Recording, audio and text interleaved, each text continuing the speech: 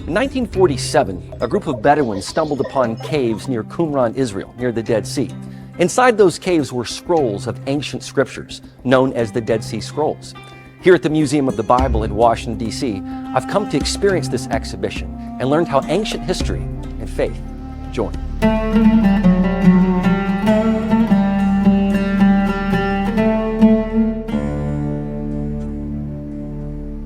Well, Dr. Duke, we were here at this remarkable Dead Sea Scrolls exhibition here, which is on loan from the Israel Antiquities Authority.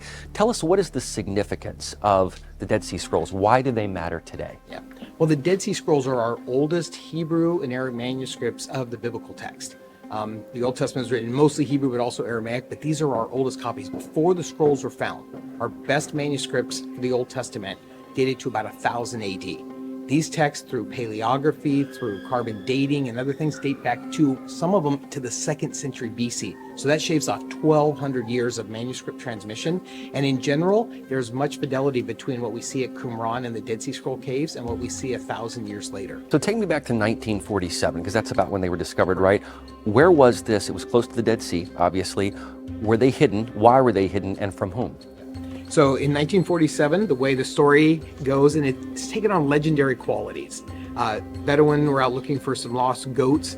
They threw a rock into a cave, heard a crash, and when they heard the crash, they said, there's something here we need to come look at. So they came back, found broken ceramic jars, and in those ceramic jars they found our first set of scrolls, including the Great Isaiah Scroll. And the Great Isaiah Scroll is preserved in all 66 chapters of the book of Isaiah. It's 24 feet long, and it most likely would have been hidden in the jars. There was a lot of the other caves that were found that in the rush to leave, because the Romans were coming through. So this group of Qumran probably hid them in these 11 caves to leave, to then eventually come back and pick it up, but they never came back. I mean, unfortunate for them, they never returned to take the items out of the caves. For modern scholarship, it's good they never came back and took those items out, because these are such a treasure.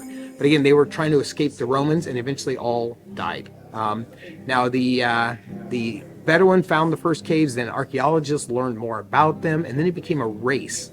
Who's going to find the next cave? So it was from 1947 to 1956 that 11 different caves were found. So over that time, some of the caves had very few items, but something like Cave 4 had hundreds of scrolls. And when we say scrolls, very few of them were more than a column or two because of just the 2,000 years of erosion, 2,000 years of little critters eating things in the caves. But all totaled, of those 11 caves, we have over 900 distinct documents that can be identified. How remarkably accurate are they? Yeah. No, so what you do have is some variants, and the variants are usually very, very minor. So the Bible that you're reading today in English is being translated from the best manuscripts, and the Masoretic text of Isaiah and the Great Isaiah Scroll of Isaiah are ones that give us a lot of confidence. So when you read your biblical text, you might see footnotes in the bottom that will say Qumran reads or Dead Sea Scrolls read. You'll see how, in a lot of ways, how insignificant most of those quotes are. So it just gives us a lot of confidence that the Bible we're reading today is the same Bible that was being read 2,000 years ago.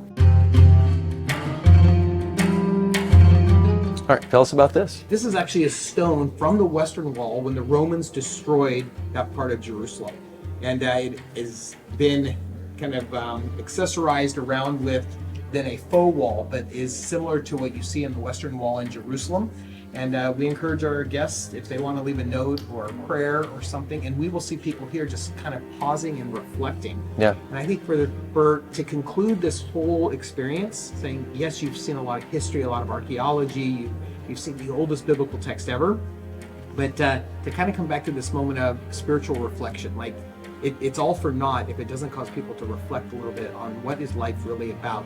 And the beauty of this is that if you can't get to Israel right now, which most people can't, this is a place, the museum, they can come. Right, and what's wonderful is they want us to touch it and feel it. And that just, again, gives us that sense of being connected to the land as much as possible.